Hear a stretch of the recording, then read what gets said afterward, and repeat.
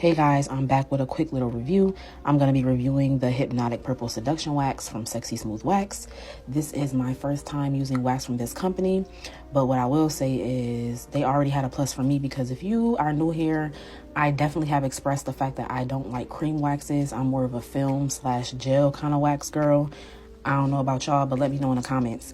But anyways, I did decide to use a male for this because, you know, males be having thick underarm hair, so I'm like, if we're gonna test it, let's really test it.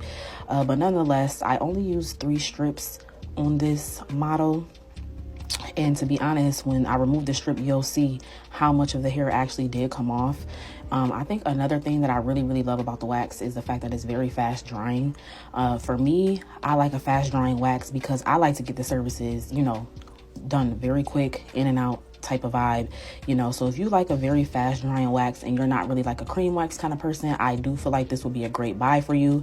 So yeah, I mean, that's pretty much it. Hopefully you guys can see the hair that comes up on the strips through the video, but yeah, I'll see you guys in the next one.